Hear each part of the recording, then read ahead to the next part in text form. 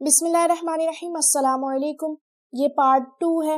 معزز خواتین و حضرات، آج جو ہم آپ کی خدمت میں لے کر آ رہے ہیں آواز صدف لیاقت علی، مصنف ابو یحییٰ۔ یہ کتاب آپ کے لیے بک شیئر پاکستان کی آڈیو لائبریری کی جانب سے پیش کی جا رہی ہے۔ دیگر معلومات اور کتابوں کے لیے آپ رابطہ کر سکتے ہیں 0300291960 اور واٹس ایپ نمبر 0333249537 محمد اظہر لطیف سے۔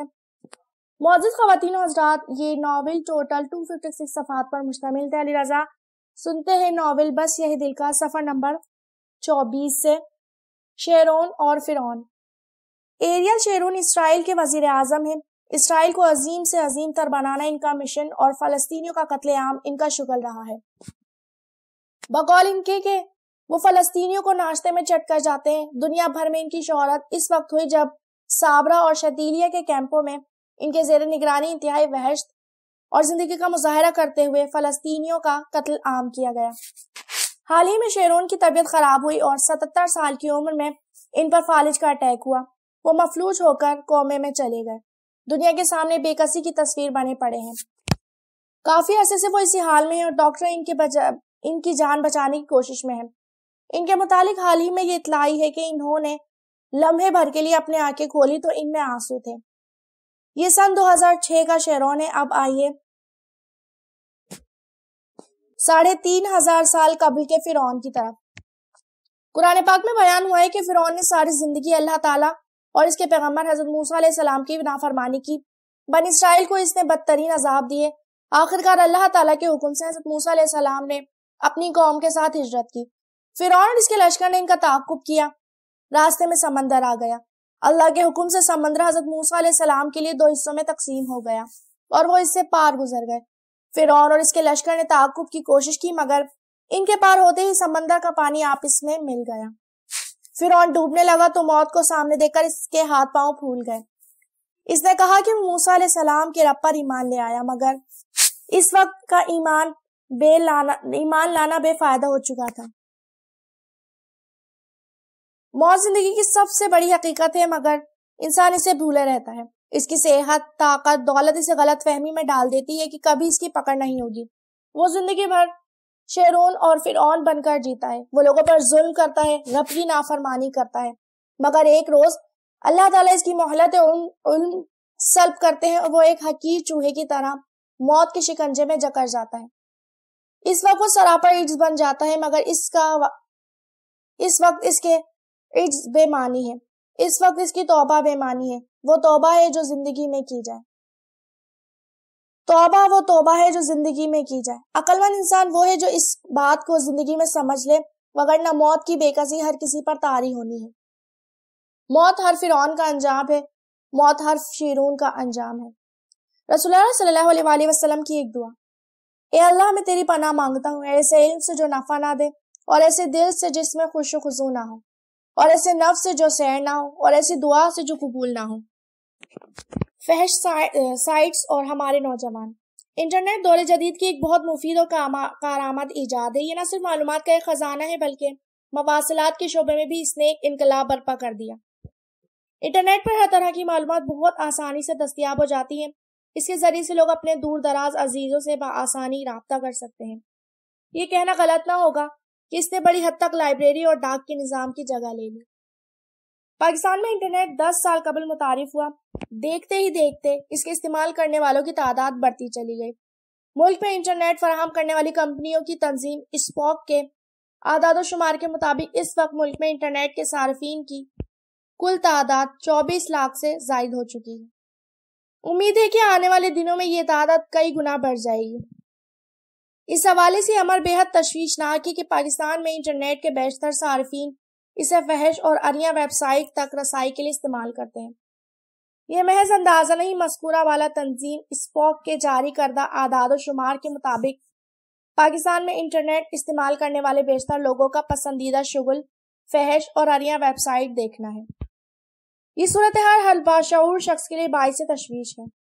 باخبر لوگ اس بات سے واقف ہیں کہ یہ تنہا پاکستان کا مسئلہ نہیں بلکہ پوری دنیا اس مسئلے سے پریشان ہے۔ دنیا بھر میں سب سے زیادہ فحش ویب سائٹس ہی دیکھی جاتی ہے۔ ان سائٹس پر باقاعدگی سے جانے والے لوگ دنیا کی نظر سے چھپ کر انٹرنیٹ کی تاریک گلیوں میں آوارہ پھرتے رہتے ہیں۔ یہ آوارگی ان کی عادت بن کر قلب و نظر کو ناپاک کر دیتی ہے۔ اس کے بعد زندگی میں دو میں سے کسی ایک راستے کی طرف مڑ جاتی ہے۔ یا تو انسان حلال و حرام کی ہر تمیز کو فراموش کر کے زنا کی وادی میں قدم رکھتا ہے، یا پھر شادی کا جائز راستہ کھلنے کے بعد بھی تعمر پوری پورنوگرافی کے نشانے کا عادی بنا رہتا ہے۔ ہماری سوسائٹی کا المیہ یہ ہے کہ ہم نے اپنے غلط رویوں، نظریات اور بعض حالات کی بنا پر شادی کی بنیادی ضروریات کو نوجوانوں کے لیے ناقابل رسائی بنا دیا ہے، جبکہ دنیا بھر میں یا تو مناسب عمر میں نوجوانوں کی شادی ہو جاتی ہے یا پھر شادی کیے بغیر نوجوان لڑکے لڑکیوں کو ساتھ رہنے کی آزادی حاصل ہوتی ہے۔ اسپوک کی اس رپورٹ کے ذریعے سے پوری سوسائٹی کو یہ پیغام مل گیا ہے کہ یا تو لوگوں کے لیے نکاح کے جائز راستے کھول دیے جائیں یا پھر سوسائٹی کی تباہی کے لیے تیار ہو جانا چاہیے۔ اس پیغام کا پس منظر یہ ہے کہ جن مغربی ممالک میں نکاح کے بغیر مرد و زن کا تعلق عام بات ہے، ان کے ہاں یہ کوئی اخلاقی خرابی نہیں ہے۔ ان کے ہاں کی بیلیو فلمیں ہوں یا فحش ویب سائٹس، اصل مسئلہ یہ ہوتا ہے کہ بچوں کو ان سے دور رکھا جائے۔ باقی لوگ آزاد ہے کہ جو چاہے کرے، مگر ہمارے یہاں آیا اور عفت بنیادی اقتدار ہے۔ اسی طرح اخلاقی بحران کے اس دور میں خاندان کا ادارہ ہماری واحد معاشرتی ڈھال ہے۔ زنا اور بے حیائی کے فروغ سے یہ اقدار اور یہ ادارہ ختم ہو جائے گا۔ انٹرنیٹ پورنوگرافی کا کوئی حل ابھی تک جدید دنیا دریافت نہیں کر سکتی۔ سعودی عرب اور سنگاپور جیسے ممالک نے سینسرشپ کے ذریعے سے اس مسئلے کا حل تلاش کرنے کی کوشش کی، مگر تجربہ یہ بتاتا ہے کہ اس طرح کا حل بہت زیادہ مؤثر نہیں ہو سکا۔ ہمارے ہاں بھی سینسرشپ کی کوشش کی گئی، مگر اس کا بھی کوئی فائدہ نہیں ہو سکا، بلکہ جیسا کہ رپورٹ سے ظاہر ہے کہ جتنے زیادہ انٹرنیٹ کو استعمال کرنے والے بڑھیں گے، اتنے ہی زیادہ فحش سائٹس پر وزٹ کرنے والوں کی تعداد بڑھتی چلی جائے گی۔ اس مسئلے کا حل یہی ہے کہ والدین اپنی ذمہ داریاں محسوس کریں، وہ بچوں کی تربیت کو اپنا مسئلہ بنائیں، ان کو وقت کی رفتار کے حوالے نہ کریں بلکہ زندگی کے ہر سرد و گرم میں ان کی مدد کریں۔ بچوں کے شعور میں حیا اور عفت کی اہمیت واضح کریں، ان کی سرگرمیوں پر نظر رکھیں، کسی غلطی کی صورت میں نرمی اور محبت سے ان پر یہ واضح کریں کہ یہ چیزیں ہمارے اقدار کے خلاف ہیں۔ جب بچے بڑے ہو جائیں تو ایک مناسب عمر میں ان کی شادی کو اپنی ترجیحات میں بہت اوپر رکھیں۔ یہی وہ راستہ ہے جس پر چل کر ہم اس مسئلے کو حل کر سکتے ہیں۔ وہ آگ جس نے جلا دیا۔ کچھ عرصے قبل کراچی کے علاقے گلشن اقبال میں ایک اندوناک سانیہ پیش آیا۔ یہاں واقع 5 اسٹار اپارٹمنٹ کے ایک فلیٹ کے مکین اے سی کی ٹھنڈی ہوا میں سونے کے لیے لیٹے، رات گئے شارٹ سرکٹ ہوا اور پورے گھر میں آگ پھیل گئی۔ ان لوگوں نے گھر سے نکلنے کی سر توڑ کوشش کی، مگر آتش کی تپش نے باہر نکلنے کی ہر کوشش ناکام بنا دی۔ ان کی چیخیں سن کر اہل محلہ بھی مدد کو آئے، مگر چوروں کو روکنے کے لیے لگائی گئی لوہے کی جالیوں نے ان کی راہیں بھی مسدود کر دی۔ دیکھتے ہی دیکھتے آگ کے شعلوں نے اس گھر میں موجود چھوٹے بڑے تمام 8 افراد کو نگل لیا۔ اس واقعے پر نہ صرف اس علاقے بلکہ شہر بھر میں کوہرام مچ گیا۔ ہر آنکھ اس دردناک واقعے پر اشک بار تھی۔ اخبارات اور میڈیا مختلف اداروں کو اس سانحے کا ذمہ ٹھہرا رہے تھے، جبکہ ادارے روایت کے مطابق حادثے کی ذمہ داری ایک دوسرے پر ڈالنے میں مصروف تھے۔ ایک ہفتے کی تحقیقات کے بعد معلوم ہوا کہ آگ لگنے کا بنیادی سبب یہ تھا کہ فلیٹ کے مکینوں نے بجلی چوری کر کے 2 AC لگا رکھے تھے۔ لوڈ زیادہ ہونے کی بنا پر شارٹ سرکٹ ہوا، جس سے لگنے والی آگ نے پورے فلیٹ کو اپنے نرغے میں لے لیا۔ یوں ٹھنڈی ہوا میں سونے والے تھوڑی ہی دیر میں گرم شعلوں کا لقمہ بن گئے۔ بجلی کی چوری کا یہ واقعہ جو ایک سنگین حادثے کا سبب بنا، اپنی نوعیت کا تنہا واقعہ نہیں بلکہ ہمارے ہاں بجلی کی چوری ایک معمول بن چکی ہے۔ چوری کا یہ معاملہ اتنا بے ضرر تصور کیا جاتا ہے کہ لوگ بہت اطمینان سے ایک دوسرے کو نہ صرف بجلی چوری کی تلقین کرتے ہیں بلکہ اس مقصد کے لیے نئے طریقے کار ثواب سمجھ کر بتاتے ہیں۔ چوری بدعنوانی کا ہر دور اور ہر معاشرے میں ایک برا عمل سمجھا گیا ہے، مگر ہمارے یہاں اس کی برائی دلوں سے مٹتی جا رہی ہے۔ اس کا سبب حکمرانوں کی بدعنوانی اور کرپشن کا وہ تذکرہ ہے جو ایک عام آدمی کو اصلاح سے مایوس کر دیتا ہے۔ وہ خیال کرتا ہے کہ جب سب لوگ لوٹ مار کر رہے ہیں تو کیوں نہ وہ بھی اپنا حصہ وصول کریں۔ تاہم یہ رویہ دینی اور اخلاقی اعتبار سے بالکل غلط ہے۔ یہ طریقہ اصلاح کا نہیں بلکہ فساد کا طریقہ ہے۔ ایک غلط عمل دوسرے غلط عمل کا جواز کبھی نہیں بن سکتا۔ حکمرانوں کا ظلم اور ان کی بدعنوانی ہمارے لیے کسی چوری کا جواز مہیا نہیں کر سکتی۔ اگر اس سوچ کو درست مان لیا جائے تو پوری زمین فساد اور ظلم سے بھر جائے گی۔ اسی بنا پر رسول اللہ صلی اللہ علیہ وسلم نے حکمرانوں کے تمام تر ظلم اور خرابیوں کے باوجود ان کی اطاعت کو لازمی قرار دیا۔ اس مضمون کی بے گنتی احادیث کتابوں میں آئی ہے۔ ہم مثال کے طور پر صرف ایک حدیث نقل کر رہے ہیں۔ فرمایا، تم پر لازم ہے کہ اپنے حکمرانوں کے ساتھ اطاعت کا رویہ اختیار کرو، چاہے تم تنگی میں ہو یا آسانی میں، اور چاہے رضا و رغبت کے ساتھ ہو یا بے دلی کے، اور اس کے باوجود کہ تمہارا حق تمہیں نہ پہنچے۔ بظاہر حکم ہمیں قابل عمل نہیں لگتا، اور اس کے بجائے ہم ان لوگوں کی باتوں کو زیادہ درست سمجھتے ہیں جو انسان میں نفرت، غصے اور انتقام کا ذہن پیدا کرتی ہے۔ مگر حقیقت یہ ہے کہ رسول اللہ صلی اللہ علیہ وآلہ وسلم کی ہدایت کو چھوڑ کر جب ہم ان لوگوں کے پیچھے چلتے ہیں تو حکمرانوں کا محدود ظلم اور بدعنوانی نیچے طبقات میں سرایت کر جاتی ہے اور پورا معاشرہ فساد سے بھر جاتا ہے۔ اس سوچ اور عمل سے صرف دنیا کے معاملات خراب نہیں ہوتے بلکہ آخرت میں بھی کسی شخص کے لیے برائی کا یہ عذر قابل قبول نہ ہوگا کہ اس کے حکمران برے اور ظالم تھے۔ ضروری ہے کہ لوگوں کو بتایا جائے کہ چوری کے جس عمل پر ہاتھ کاٹنے کی سزا اس دنیا میں مقرر کی گئی ہے وہ بہت بڑا جرم ہے۔ دنیا میں چوری کی بجلی سے لگنے والی جو آگ 8 افراد کو جلا کر خاکستر کر گئی، وہ آخرت میں ایک ایسی آگ میں بدلنے والی ہے جس کے شعلے کبھی نہیں بجھیں گے۔ اس دن انسان کی سب سے بڑی کامیابی یہ ہوگی کہ وہ اپنے آپ کو جہنم کی اس آگ سے بچا لے، چاہے اس کے لیے اس دنیا میں مہنگی بجلی خریدنی پڑے، چاہے اسے بغیر اے سی کے سونا پڑے۔ It is all about happiness۔ Tariq road Karachi کا ایک بہت بڑا تجارتی مرکز ہے۔ یہاں بڑے بڑے شاپنگ سینٹرز واقع ہیں۔ شہر بھر سے لوگ کپڑے، زیورات اور دیگر اشیاء کی خریداری کے لیے یہاں آتے ہیں۔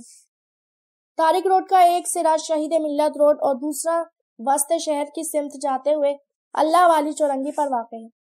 اللہ والی چورنگی پر جس جگہ طارق روڈ ختم ہوتا ہے وہیں کونے پر سوسائٹی کا قبرستان ہے۔ پچھلے دنوں طارق روڈ کی طرف جانے کے لیے میں اس چورنگی پر پہنچا تو سگنل سرخ ہو چکا تھا۔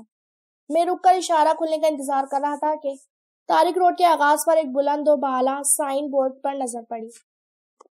یہ سائن بورڈ ایک بینک کا تھا جس نے اپنے کریڈٹ کارڈ کی تشہیر کے لیے سائن بورڈ پر ایک بہت ہی دلچسپ اور بامعنی جملہ لکھ رکھا تھا، It is all about happiness۔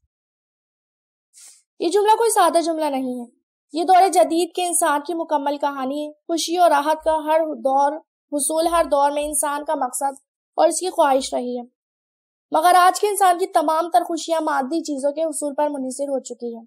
دنیا کی نعمتیں حاصل کرنا اس کی زندگی کا نصف العین بن چکا ہے۔ وہ ان مادی خوشیوں کا ایسا اسیر ہو چکا ہے کہ جیب میں اگر پیسے بھی نہ ہو تو وہ قرض لے کر ان مادی چیزوں کا حاصل کرنا چاہتا ہے۔ پہلے زمانے میں قرض لینا آسان نہ تھا، چنانچہ انسان پیسہ جوڑ کر فریج، ٹی وی اور دیگر اشیاء خریدتا کرتے تھے، مگر آج کا بینک کریڈٹ کارڈ کے ذریعے سے قرضے کی یہ سہولت بآسانی فراہم کرتا ہے۔ چنانچہ جیب میں اگر کریڈٹ کارڈ ہو تو ہر فرمائش اور ہر خواہش کی فوری تسکین کی جا سکتی ہے۔ دلی تمنا کے فوری ہونے کی یہی خوشی اس جملے میں مراد تھی۔ مگر بینک کا ادارہ کوئی قرض فی سبیل اللہ نہیں دیتا، وہ اس قرض پر سود وصول کرتا ہے۔ یہی سود بینک کی کمائی کا ذریعہ ہے۔ پھر یہ قرضہ ہر قسط و ناقص کو ملتا بھی نہیں ہے۔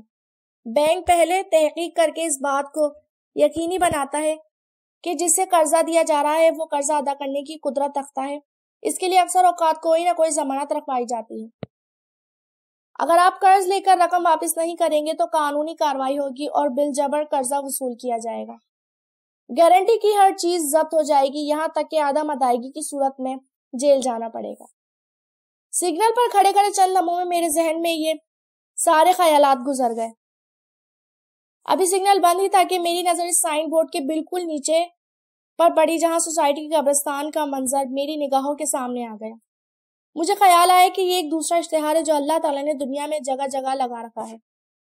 اتفاق کی بات ہے کہ اس اشتہار میں بھی زبان حال سے ٹھیک وہی سلوگن لکھا ہوا ہے جو بینک کے اشتہار میں تھا، It is all about happiness۔ قبرستان کا منظر انسان کو یہ یاد دلاتا ہے کہ وہ اس دنیا میں ابدی نہیں بلکہ عارضی طور پر موجود ہے۔ وہ یہاں اپنے رب سے مہلت عمر قرض لے کر آیا ہے۔ روز ازل انسان نے زندگی کا یہ کریڈٹ کارڈ اس لیے لیا تھا کہ وہ جنت کی ابدی خوشیوں اور راحتوں کو حاصل کر سکے۔ اس قرضے کے لیے انسان نے اپنا وجود خدا کے پاس گارنٹی رکھوا رکھا ہے۔ انسان اس دنیا میں اگر نیک عمل کی کمائی کر لیتا تو نہ صرف جنت کی خوشیوں کو حاصل کرے گا بلکہ جہنم کی سزا سے بھی اپنی ہستی کو بچا لے گا۔ اس کے برعکس انسان اس حیات و مستعار کو دنیا کی رنگینیوں کے پیچھے ضائع کر بیٹھا تو نعمت بھری جنت تو ایک طرف رہی، اس کا وجود جہنم کے قید خانوں میں ڈال دیا جائے گا۔ انسانوں کی بدقسمتی ہے کہ انسان ان کی اکثریت مہلت عمر کے اس قرض کو آخرت کی ابدی خوشیاں سمیٹنے کے بجائے دنیا کی عارضی خوشیوں کے پیچھے لگا دیتی ہے۔ اس رویے سے وہ شخص بچ سکتا ہے جو اپنی خواہشات پر صبر کرنا سیکھے۔ انسان کے اندر خواہش کا پیدا ہونا غلط نہیں، اس کا بے لگام ہو جانا غلط ہے، کیونکہ خواہشات کی اندھی پیروی انسان کے پاس یہ موقع نہیں چھوڑتی کہ وہ آخرت کے لیے سرمایہ کاری کرے۔ یہی وجہ ہے کہ قرآن میں جگہ جگہ جنت کو صبر کا بدلہ قرار دیا گیا ہے۔ آج صبر سے بڑھ کر خواہشات کے بارے میں مطلوب ہے۔ سو اب جب کبھی کسی قبرستان کے پاس سے گزرے تو وہاں ایک سائن بورڈ ضرور دیکھے گا جس پر جلی حروف میں جنت کی ابدی زندگی کے متعلق یہ لکھا ہوگا: It is all about happiness, it is all about patience. Ideal زندگی۔ اور جو لوگ ایمان لائے اور اچھے عمل کیے، ہم ان کو ایسے باغوں میں داخل کریں گے جن کے نیچے نہریں بہتی ہیں، اس میں وہ ہمیشہ رہیں گے، اس میں ان کے لیے پاک بیویاں ہوں گی اور ہم ان کو گھنی چھاؤں میں رکھیں گے۔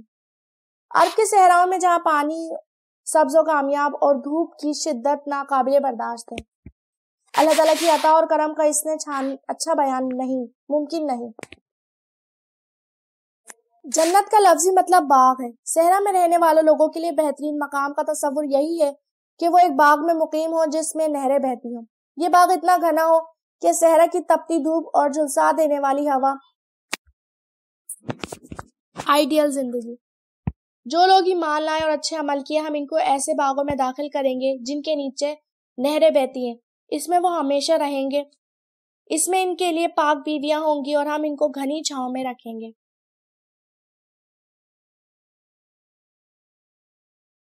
عرب کے صحراؤں میں جہاں پانی اور سبزہ کامیاب اور دھوپ کی شدت ناقابل برداشت ہے، اللہ تعالیٰ کی عطا اور کرم کا اس سے اچھا بیان ممکن نہیں۔ جنت کا لفظی مطلب باغ ہے۔ صحرا میں رہنے والے لوگوں کے لیے بہترین مقام کا تصور یہی ہے کہ وہ ایک باغ میں مقیم ہو جس میں نہریں بہتی ہوں۔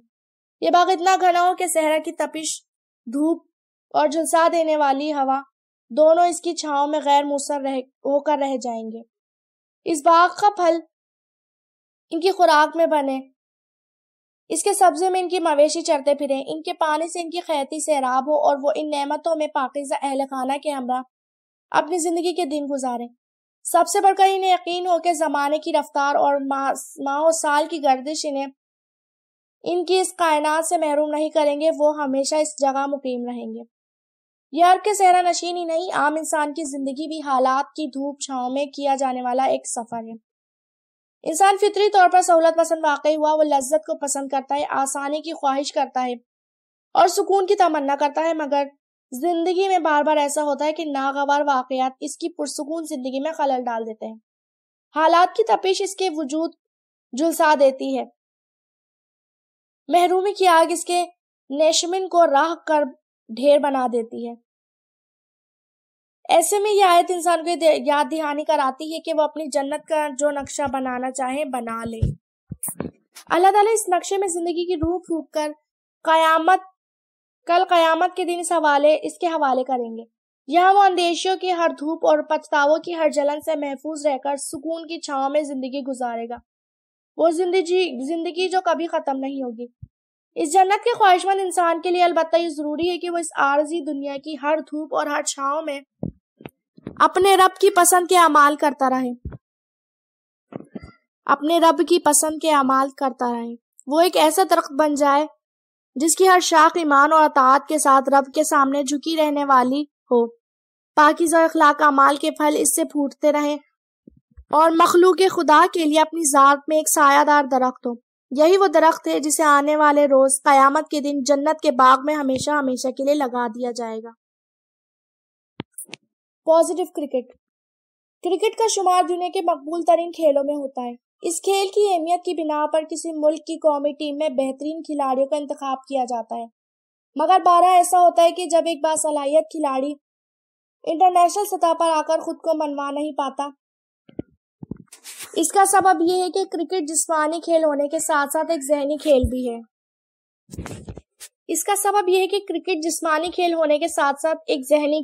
ہے۔ یہاں ہر کھلاڑی خود کو قسمت اور حالات کے رحم و کرم پر پاتا ہے۔ یہ دونوں مل کر ایک دباؤ کی کیفیت پیدا کرتے ہیں۔ اس دباؤ میں بہترین کھلاڑی بھی اپنی صلاحیت کا مظاہرہ نہیں کر پاتا۔ مثلا کسی وقت اگر ایک ساتھ کئی وکٹیں گر جائیں تو نیا آنے والا بہترین بیٹسمین بھی صرف دباؤ کی وجہ سے آؤٹ ہو جاتا ہے۔ اس وجہ سے کرکٹ کے میدان میں اترنے والے کھلاڑیوں کو اکثر یہ نصیحت کی جاتی ہے کہ وہ پازیٹیو رہیں۔ کرکٹ میں پازیٹیو ہونے کا مطلب یہ ہے کہ کھلاڑی صورتحال کا اثر لیے بغیر اپنی صلاحیت کا استعمال کرے۔ وہ دباؤ کو نظر انداز کر کے ایک ایک بال کو میرٹ پر کھیلے، روکنے والی گیند کو روکے اور مارنے والے کو مارے۔ یہی کرکٹ میں کامیابی کا راز ہے۔ یہی پازیٹیو رویہ زندگی کے میدان میں بھی کامیابی کا راز ہے۔ اس دنیا میں ہر انسان کوئی نہ کوئی صلاحیت لے کر آتا ہے، مگر اس کے ساتھ ساتھ زندگی میں بہت سے ایسے مسائل ہوتے ہیں جو انسان پر دباؤ اور ٹینشن پیدا کرتے ہیں۔ ایسے میں انسان صرف مشکلات، مسائل اور دباؤ پر نظر رکھے گا تو وہ کبھی زندگی میں بڑی کامیابی حاصل نہیں کر سکتا۔ بڑی کامیابی صرف اس شخص کو ملتی ہے جو حالات کے دباؤ اور پریشانیوں کے باوجود ملے ہوئے مواقع استعمال کرے اور جو مسائل کے باوجود مواقع کی تلاش میں رہے اور موقع ملنے پر اپنی بہترین صلاحیت کو استعمال کرے۔ اسی طرح زندگی کی کسی ایک اننگز میں ناکامی کا مطلب یہ نہیں کہ انسان ہر جگہ ناکام ہو گیا۔ اسے زندگی کی اگلی اننگز اور اگلے موقع کا انتظار کرنا چاہیے۔ قدرت اپنے قانون کے تحت اسے یہ موقع لازماً دے گی۔ اسے مایوس ہوئے بغیر اس موقع کا انتظار کرنا چاہیے اور جیسے ہی موقع ملے اپنی پوری صلاحیت اس میں لگا کر اسے استعمال کرنا چاہیے۔ زندگی کا میدان کرکٹ کے میدان سے زیادہ مختلف نہیں۔ مثبت انداز فکر دونوں میدانوں میں کامیابی کا ضامن ہے۔ انسان اور جانور کا فرق۔ میرے ایک قریبی دوست ہیں، ان کے سامنے اگر کوئی یہ کہہ بیٹھے کہ اسے مطالعے کی عادت نہیں یا مطالعے کے لیے وقت نہیں ملتا تو وہ پلٹ کر جواب دیتے ہیں، اطمینان رکھیے آپ اس معاملے میں تنہا نہیں ہیں، دیگر جانور بھی کتابیں نہیں پڑھتے۔ حقیقت یہ ہے کہ جانور اور انسان دونوں کو بہت سے کام جبلت سکھاتی ہے۔ بہت سے افعال ایسے ہیں جو حواس سے حاصل شدہ علم کی بنا پر ہوتے ہیں۔ بہت سی چیزیں دونوں ماحول سے اخذ ہوتے ہیں، لیکن یہ صرف انسان کا خاصہ ہے کہ وہ اپنے علم کے خزانے کو الفاظ کی صورت دیتا اور اسے کتاب کی تجوری میں محفوظ کر دیتا ہے تاکہ دوسرے لوگ علم کے اس خزانے سے استفادہ کر سکیں۔ قلم و کتابت کی یہی وہ سلطنت ہے جس کی تسخیر انسانوں پر تسخیر کائنات کے تمام دروازے کھول دیتی ہے۔ کتاب پڑھنا صرف انسان اور جانور ہی کا فرق نہیں بلکہ یہ ایک قوم اور دوسری قوم کا بھی فرق بن جاتا ہے۔ جس قوم میں قلم و کتابت کی حکومت ہو وہ قوم دوسری اقوام پر اسی طرح حکومت کرتی ہے جس طرح انسان جانور پر حکومت کرتے ہیں۔ تاریخ بتاتی ہے کہ قرآن کریم نے مسلمانوں میں لکھنے پڑھنے کا ایک غیر معمولی ذوق پیدا کر دیا تھا۔ یہ ذوق مذہب کے پس منظر میں پیدا ہوا تھا، مگر ایک دفعہ پیدا ہو گیا تو صرف مذہب تک محدود نہیں رہا بلکہ علم کی تمام شاخوں تک پھیل گیا، جس کا نتیجہ یہ نکلا کہ 1000 برس تک مسلمان دنیا پر حکومت کرتے رہے۔ مسلمانوں کا زوال بھی جس واقعے سے شروع ہوا وہ یہی تھا کہ بغداد اور اسپین میں مسلمانوں کی کتابوں کے ذخیرے یا تو جلا دیے گئے یا پھر مسلمانوں کی شکست کے بعد عیسائیوں کے ہاتھ لگ گئے۔ یہی کتابیں یورپ پہنچی تو وہ آنے والے دنوں میں دنیا کے حکمران بن گئے۔ آج بھی اگر ہم ترقی کی شاہراہ پر قدم رکھنا چاہتے ہیں تو اس کا ذریعہ صرف یہ ہے کہ لوگوں میں پڑھنے کی عادت پیدا کریں، کیونکہ علم کی فصل قلم و کتاب کی جس زمین پر اگتی ہے اسے پڑھنے کا شوق رکھنے والے لوگ سیراب کرتے ہیں، اور جس معاشرے سے مطالعے کا ذوق اور عادت ختم ہو جائے وہاں علم کی پیداوار بھی ختم ہو جاتی ہے۔ جس قوم میں علم نہ ہو اس کا انجام سوائے مغلوبیت کے اور کچھ نہیں ہو سکتا۔ جو روپے کے بھی امین نہیں۔ کئی برس قبل مجھے کینیڈا اور امریکہ میں تفصیلی قیام کا موقع ملا۔ اس عرصے کے دوران متعدد قابل ذکر مشاہدات پیش آئے۔ ان میں ایک دلچسپ مشاہدہ یہ تھا کہ میں نے 1 روپے کے پاکستانی کرنسی کے سکے کو کینیڈا میں خرید و فروخت میں استعمال ہوتے دیکھا ہے۔ دراصل کینیڈا کی کرنسی کا سب سے چھوٹا سکہ پینی ہے۔ ایک کینیڈین ڈالر 100 پینی کے برابر ہوتا ہے۔ پینی کا یہ سکہ اپنے رنگ، ساخت اور جسامت میں بالکل پاکستانی روپے جیسا ہوتا ہے۔ جب تک غور سے نہ پڑھا جائے کہ اس پر کیا لکھا ہے، صرف سرسری نظر ڈال کر یہ بتانا ممکن نہیں کہ یہ پاکستانی روپیہ ہے یا کینیڈین پینی ہے۔ یہ پاکستانی روپیہ کس طرح کینیڈا میں گردش میں آیا؟ اس سوال کا جواب دینا کوئی مشکل کام نہیں۔ حالیہ وقتوں میں پاکستانیوں کی ایک بہت بڑی تعداد کینیڈا منتقل ہوئی۔ جانے والوں کے ساتھ ساتھ ان کے اہل خانہ کی بڑی تعداد کو بھی کینیڈین شہرت حاصل ہوئی۔ اس طرح کثرت سے پاکستانی کینیڈا آنے جانے لگے ہیں۔ یقیناً انہی میں سے کچھ لوگ ہوں گے جن کے ساتھ کچھ پاکستانی سکے کینیڈا پہنچ جاتے ہوں گے۔ باقی سکے تو وہاں بالکل بے مصرف ثابت ہوتے ہیں، مگر 1 روپے کے سکے کا استعمال وہاں نکل آیا۔ چنانچہ ایک پینی کی انتہائی حقیر رقم کی جگہ پاکستانی روپیہ استعمال ہونے لگا۔ یوں نہ صرف پاکستانیوں کا 1 روپیہ ضائع ہونے سے بچ گیا، بلکہ ایک پینی کا اضافی فائدہ بھی وہ اٹھانے لگے۔ بہت سے لوگوں کے لیے ایک چھوٹی بات ہوگی جسے ہنسی مذاق میں اڑایا جا سکتا ہے۔ بہت سے لوگ اسے پاکستانیوں کی ذہانت کے کھاتے میں ڈالیں گے، مگر مجھے اس واقعے پر قرآن کی ایک آیت یاد آ گئی۔ اہل کتاب کے کردار پر تبصرہ کرتے ہوئے اللہ تعالیٰ نے ارشاد فرمایا، اور ان اہل کتاب میں وہ بھی ہیں کہ اگر تم ان کی امانت میں 1 دینار بھی رکھو تو وہ اس وقت تک لوٹانے والے نہیں ہیں جب تک تم ان کے سر پر سوار نہ ہو جاؤ۔ قرآن کی اس آیت سے ہمیں معلوم ہوتا ہے کہ یہودی خود کو تمام دنیا سے افضل سمجھتے ہیں، لیکن در حقیقت وہ اخلاقی زوال کی کس پستی میں اتر چکے ہیں۔ اللہ اور اس کے رسول سے لے کر 1 دینار تک کسی معاملے میں وہ صاحب کردار نہیں رہے۔ اس کے بعد چاہے وہ خود کو کتنا ہی امامت عالم کے منصب پر فائز سمجھتے ہیں، خدا کی نظر میں ان کی کوئی حیثیت نہیں رہتی۔ قرآن کی آیت سے ہمیں یہ بھی معلوم ہوتا ہے کہ بعض چھوٹی چھوٹی باتیں انسان کے کردار کو کھول کر رکھ دیتی ہیں۔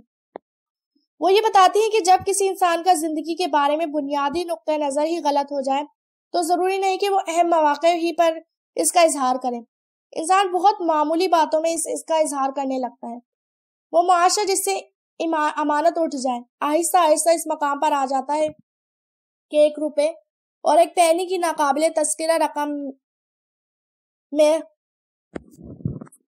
خرد برد ہونے لگتا ہے۔ آخرت اور ایمان کے مقابلے میں ہر فائدہ بہت حقیر ہے، مگر انسان اتنا غیر محتاط ہے کہ اپنے کردار اور دیانت کو صرف 1 روپے میں فروخت کرتا ہے۔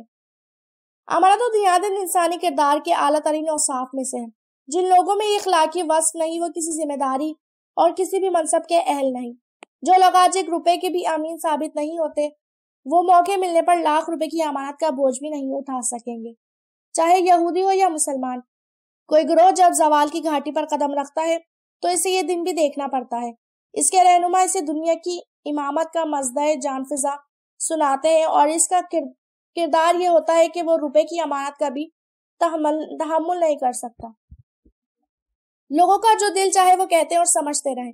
خدا کا یہ فیصلہ ہے کہ جو لوگ روپے کے بھی امین نہیں، انہیں کبھی امامت عالم کے منصب پر فائز نہیں کیا جا سکتا۔ ناول بس یہی دل کا پارٹ نمبر 2 صفحہ نمبر 48 پر اختتام ہوتا ہے۔ باقیہ ناول آپ پارٹ نمبر 3 صفحہ نمبر 39 سے سماعت فرمائیے۔